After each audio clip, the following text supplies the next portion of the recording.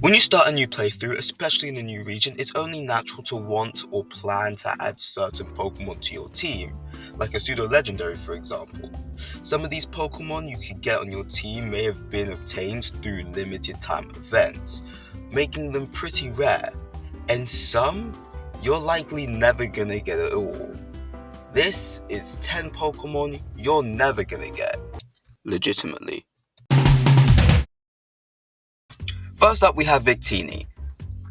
Correction, shiny Victini. When Pokemon Black and White first came out, an event item was distributed called the Liberty Pass. Japanese players got it first towards the end of 2010, and the rest of the world got it towards the middle of 2011. Victini was introduced in the generation that introduced shiny locking, and Victini was shiny locked in this event, meaning this was the first ever shiny locked event Pokemon, and Victini's never been shiny after this. Sure, maybe in the Unovan tour of Pokemon Go, Victini may be released as a special research as shiny? So turns out it already happened. I missed it.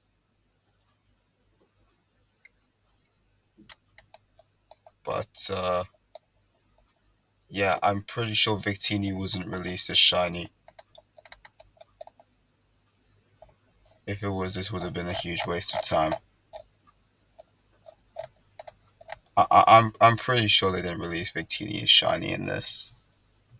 And because of this, and the fact that the upcoming Pokemon game takes place in Kalos and not in Unova, because, I mean, most people thought it'd be a Legends Kyurem game, Victini for the foreseeable future will not be obtainable as a shiny, meaning this is a Pokemon you will not be able to get. Legitimately, that is. Next, we have Magikarp. What's that? Magikarp's extremely common? Well, Magikarp from Red and Blue. Magikarp's extremely common in those games as well. Well, do any of them know Dragon Rage? Didn't think so. The University Magikarp was a Magikarp from a special event that was released in 1998, knowing Dragon Rage.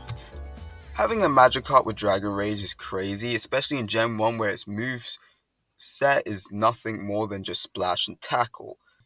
Due to this Pokemon being released such a very long time ago and only 20 of them being distributed, the cartridges which these Pokemon were on have definitely had their batteries run dry, meaning these Pokemon no longer exist. This means that unless any of the participants in this event actually managed to back up their save using third-party software which didn't even exist at the time, or actually managed to replace the battery, which both is highly unlikely because most people wouldn't even know that they had to replace a battery after a prolonged period of time to maintain their save file, meaning that these Magikarps are definitely lost to time. I mean, you could try buy the Pokemon card that was actually distributed at this event as well, which is also a Dragon Rage Magikarp, but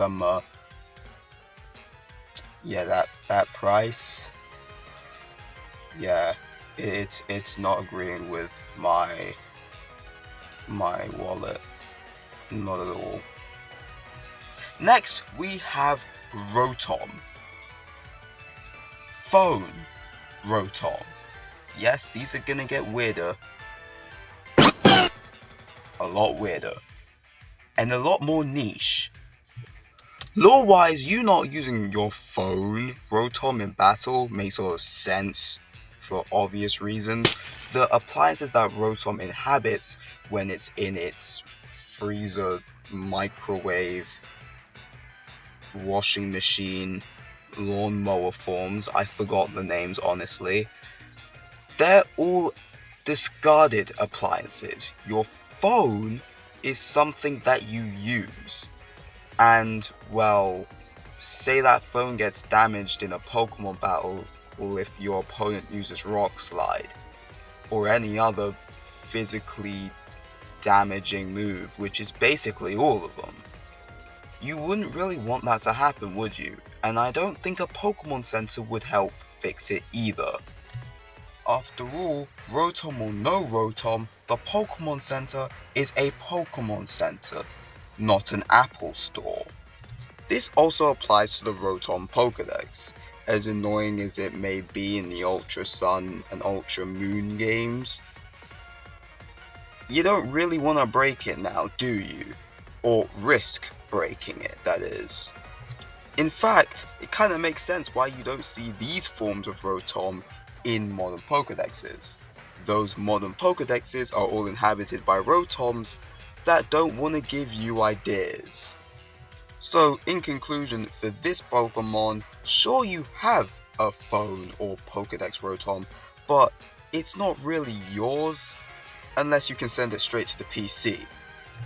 Next, we have Yoshi. Wrong game? Yeah, I know.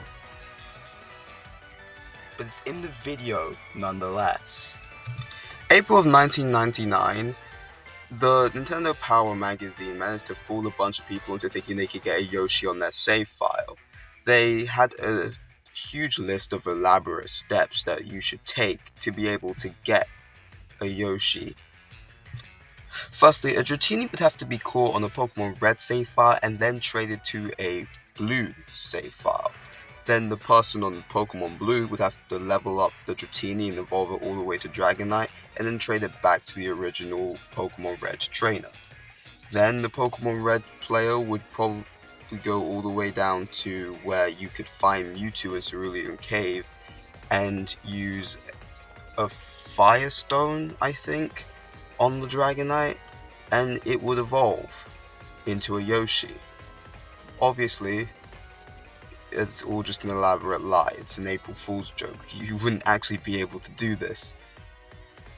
But that's what makes it a Pokemon that you would never be able to get. One, because it's not a Pokemon, and two, Dragonite doesn't evolve into it.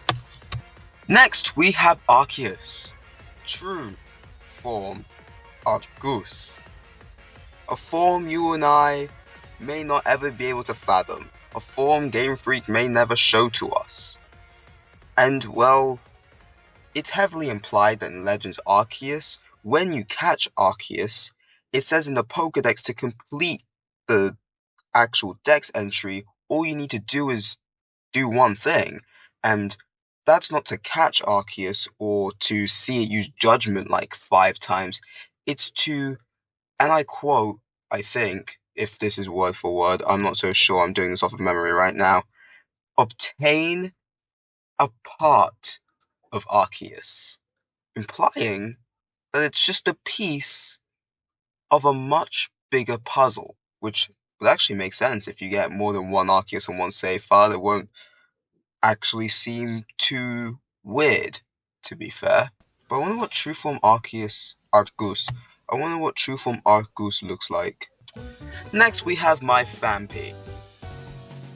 My Phanpy, not any random Phanpy, my Phanpy with my specific OT name, ribbons, stats, movesets which I change every now and then, EVs.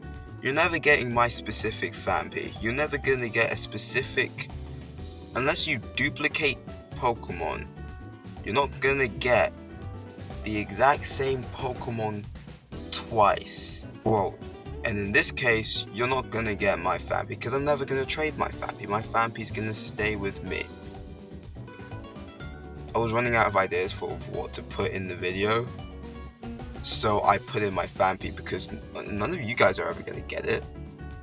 Alright, moving on. Okay, 5 down, 5 to go. And next we have the Spiky-eared Pichu, a Pokemon that, well, if you do have it, which you probably don't, the average viewer watching this video probably doesn't have a Spiky-eared Pichu.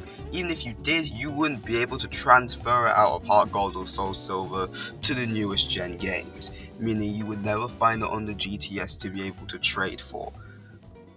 And even if you did have a Spiky-eared Pichu, why would you put it on the GTS in the first place? You'd have the only one in existence on Switch, so yeah. The Spiky-eared Pichu is an in-game event that can only be triggered by having the event Pikachu-colored Pichu in your save file, and the event Pikachu-colored Pichu is basically just an event shiny Pichu.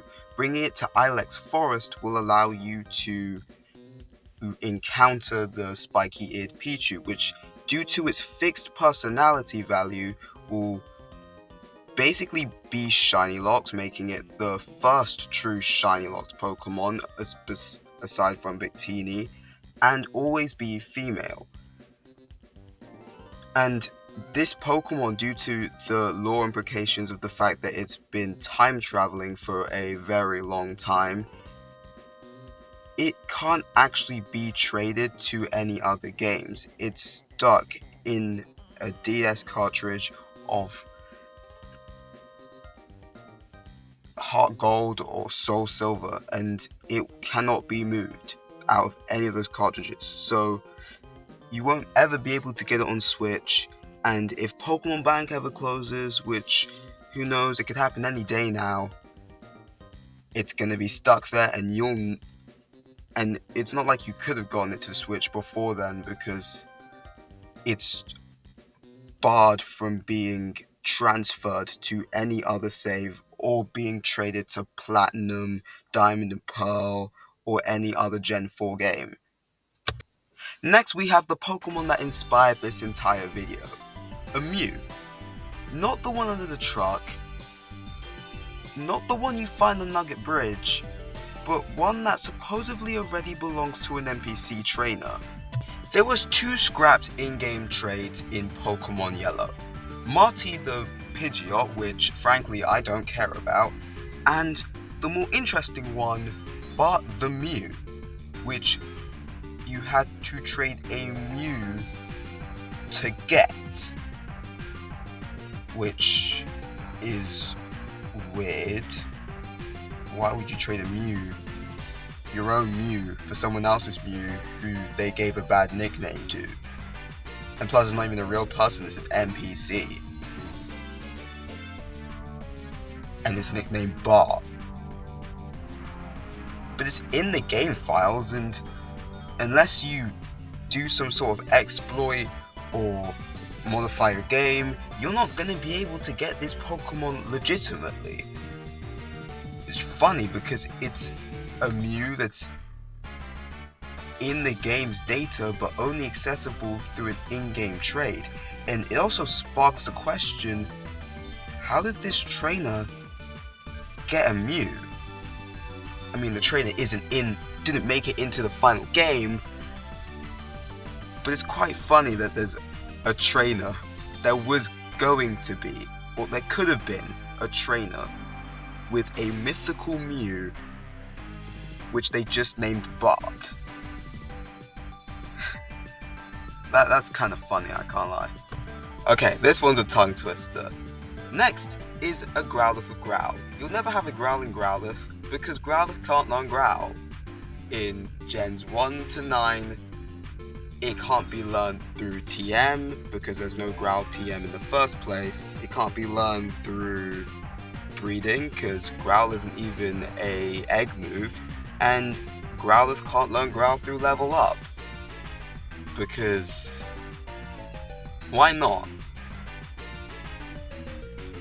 It doesn't really need it anyway, to be fair. It just makes sense for a Growlithe to know Growl because Growl is in the Growlithe's name. I need a Growl counter for the amount of growls I say. Growl. Am I saying? You know when you say a word a lot of times and you start to think that you're not saying it properly? I'm starting to think that with the word growl in Growlithe. Alright, moving on. Last but not least, we have Purple Kecleon. Purple Kecleon isn't actually Kecleon shiny, and it's a rare variant of Kecleon that can only be found in Pokemon Mystery Dungeons. And in Pokemon Mystery Dungeon, the only way you can obtain Pokemon is by recruiting them, not catching them. Recruiting Kecleon is hard enough, and the purple one what makes it impossible to obtain is the fact that you can only find this type of Kecleon in Pokemon Mystery Dungeon, and Pokemon that you recruit in Pokemon Mystery Dungeon cannot be transferred to the main series games, meaning it's unobtainable there. It's a shame because in my opinion it would have made a much better shiny. Well, I finished this video on time and I'm really happy about that, so I hope you've hit all your Fire Blast, Thunders and Blizzards. If you see someone who claimed they found Bart the Mew, assume there's a Game Shark being used, and until next time, keep daydreaming. I'm gonna get some rest.